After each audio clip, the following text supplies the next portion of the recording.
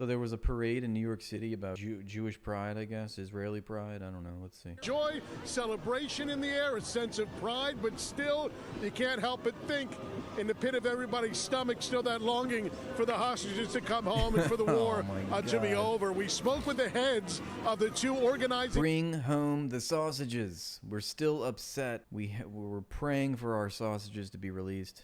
Finally. Yeah, y'all heard that Joe Biden has prostate cancer. I sent my condolences to Genocide Joe. There's 24 sausages left. What about the two? Yeah, exactly. What about the 2 million hostages? Even in Israeli prisons, there are tens of thousands of hostages, people that are literally being detained without due process, were kidnapped by the IDF and thrown into Shtei Taman is the one that everyone knows about. I don't know if you know about that one, but the one where they were doing the graping, you know, it's a terror camp. Yeah, there's tens of thousands of detainees, literal hostages. Entities for this parade earlier today. They said, listen, we know there's going to be disagreements with the Israeli government, the way the war is being prosecuted. Yeah, this is your liberal Zionism, right? This is your least genocidal Zionist right here. This is what they also, and we do this in the United States. This is no different, I don't think, to justify our actions. Hey, you know, the government, it has its issues. We can be critical of our Israeli state and etc. And how look how he characterized that. He said the war is prosecuted. You know, there's debate about how the war is prosecuted. I mean, even the fact that they're calling it a war.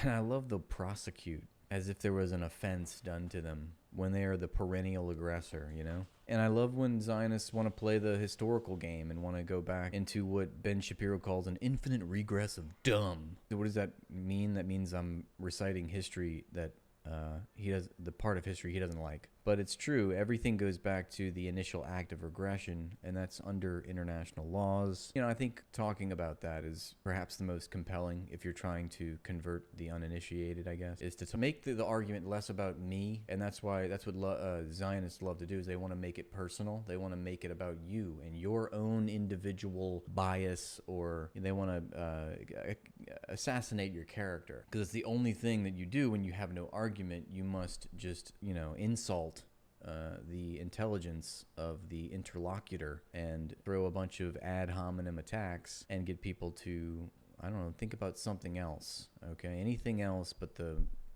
you know, war crime after war crime that's happening, that they're guilty of. Anyway. Matters at hand, but today is indeed, no matter where you stand on the political spectrum or otherwise, it is about Hatikva, it's about the hope, and it is about unity. Let's give a listen.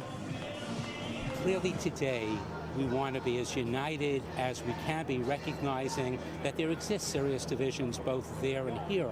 But today is really putting aside those differences and saying we are all that much stronger, so much stronger when you have a vibrant, thriving Israel. And we in America are so much secure as a Jewish community when there is a vibrant, thriving state of Israel. We are so much safer as a Jewish community. Translation, those pesky little Arab children won't come after us. We gotta keep the savages at bay. Parade is bigger. How can we explain the silence and the complicity of the Christian community? I think there's many Christians that are cheering this on. There's a lot of racist people. I mean, there's definitely that element. I mean, I think the main thrust of it is, and I'll always say this, that I think to the power centers, to the capitalist class, the project of Zionism is profitable for them, and that is why chiefly it persists to this point. There's a certain class of individuals that are making a lot of money off of this, and for the status quo to be preserved. And on top of that, you have a bunch of racist ideology that they use to justify what is criminally exploitative but also profitable for them. I don't think these things, in other words, are pursued. I don't think anything is pursued if it's not profitable, if it doesn't make money. And right now, the people that have captured our government have a lot of wealth at their disposal, and those people, promote the state of Israel. And that is what you get when you live in a political economy devoted to and rewarding sociopathy, which is to say the individual pursuit of self-accumulation, self-enrichment. It enables you to do all kinds of terrible things without the least bit of remorse or self-reflection. Than any government, bigger than any individual. This is about the Jewish people in a moment of crisis that we will overcome because we've been here before. Leaders will ultimately be... We've been here before. We know the Jewish people brought us down for so long, but we will overcome. Okay, we're not judged and that's all I hear. Evaluated. That's satire, by the way. Do not condone that word, which I shall not repeat. Okay, you hearing me? Yes, there's no difference. There's really no difference between the N word and the Z word. You know, it's just the only difference is the ethnic group that they maintain is superior. The master race, the chosen pea hole in their poopy land, and they all wear tiny hats. By their ability to bring home every single hostage back to their loved one and their family, and to bring a lasting peace to Israel and the region. Everything else I don't is think you're noise. going to get that, Shlomo, okay? I don't think you're going to get lasting peace by murdering 50,000 children at your pleasure, destroying an entire civilization, and live streaming it like demons that you are, gloating about it. You are ghouls. What a ghoulish thing to do. And they are the things that they decry. Every Zionist accusation is indeed a confession.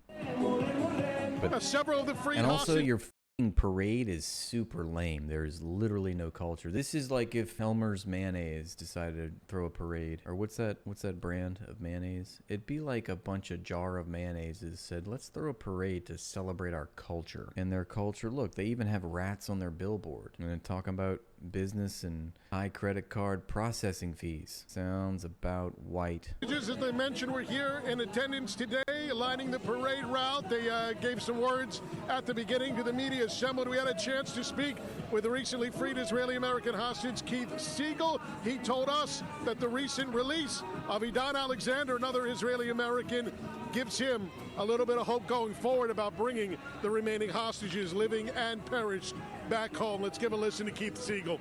I think it's amazing and it's so joyous. I think it proves that we can get the hostages out, and I think it proves that... Dude, I can't believe that there's still people that exist like this.